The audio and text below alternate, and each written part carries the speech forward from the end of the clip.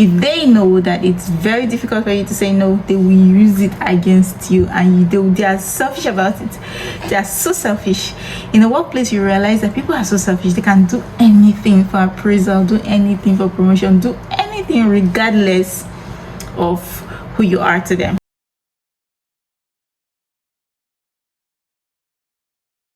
So the more I observe the workplace, the more I realize that there are so many lessons that nobody teaches us on before we get our jobs.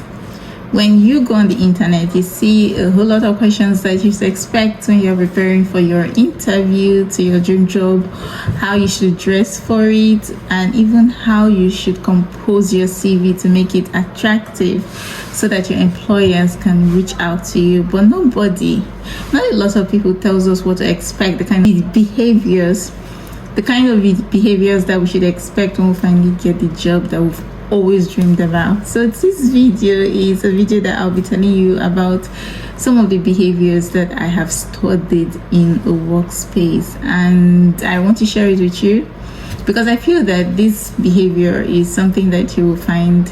This personalities I'm about to share is one that you'll find in almost all workplaces. So let's dive into it.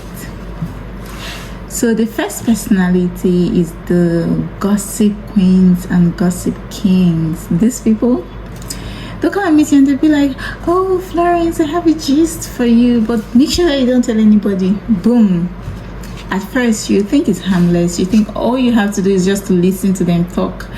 But then one thing that you should know is that if somebody comes to you bringing other people's secrets, what makes you think that they'll not take your own secrets to other people? I mean, it's something that you should think about.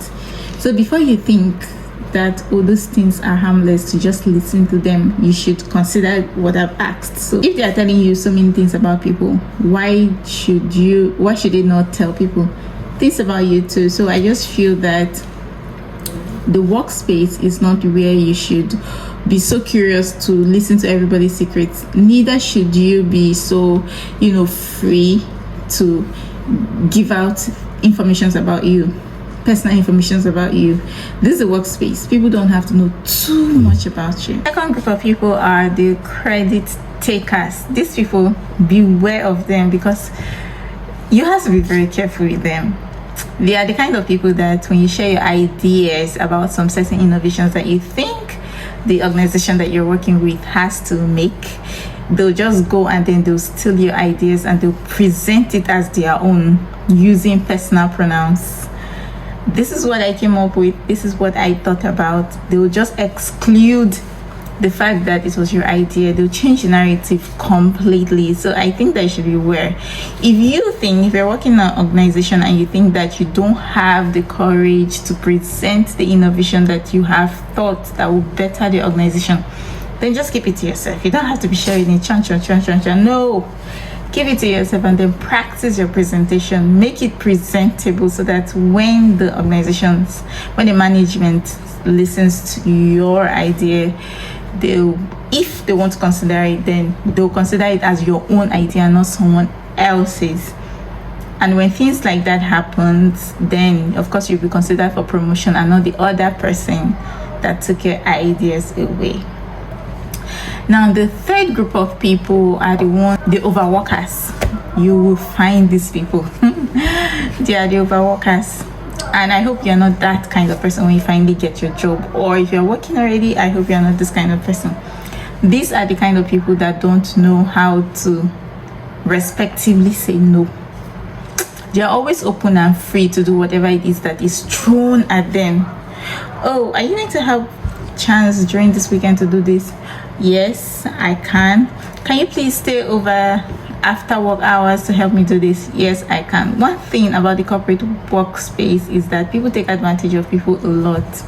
If they know that it's very difficult for you to say no, they will use it against you, and they are selfish about it. They are so selfish. In the workplace, you realize that people are so selfish. They can do anything for appraisal, do anything for promotion, do anything regardless of who you are to them. Which is going to bring me to the fourth kind of person that you find in the workplace, which are the fake friends. Now hold on, I'm not saying that every co-worker is a fake friend. What I'm saying is that I think wisdom demands that friendship takes time. For you to tag somebody as your friend, your best friend, not those people that will come, oh, you're my best friend, I don't know what I'll do without you. Don't just listen to their words alone. Or maybe someone comes to you and probably like shares a piece of advice to you. Don't just consider the person as your best friend. Like I said again, I'm not saying that there are no best friends in place of work. I'm just saying that you have to take your time. Just because someone came and said that, oh, this person said this about you, and I confronted the person, does not mean that the person is your best friend. A stranger can have your back when the time, like there are times that you'll be fighting and a stranger that you don't know can have your back. So it doesn't mean that the stranger is your friend. What I am saying is that you should be careful, be very careful when it comes to the kind of friends that you make at work. Be certain, let time decide whether this person is worthy to be your friend or not. Please, this is very, very important, because there are some people that will come as your friend. All they want to do is to monitor you, monitor your steps, monitor the things they do. Some people, they don't even like you, but I guarantee you they're going to fake the fact that they would want you to believe that you're their friend, and so they'll go extra miles to make you believe so. And when the relationship is finally over, when they've gotten everything that they want from you, they'll ditch you, and then the next thing you know is that your secret is flying everywhere in the workspace. So please, beware of fake friends. Now, the fifth people, and this set of people are people that I really like. They are the quiet professionals. This group of people, they don't like trouble. They are always quiet through every storm and chaos that is happening in the office. So I think they are the set of people that I really have respect for, because they don't like trouble. They smile through they are not in comparison with anybody. They are not in competition with anybody. Those are the set of people that I really admire. And if you finally find yourself in a place of work, I think those are the people that you should aim to be like. So in all I'm trying to say is that even when I was making this video, I was just reflecting, and I realized that I have found myself in some of these behaviors.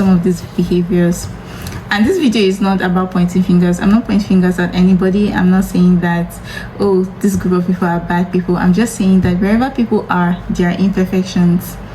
And this is where my message comes in.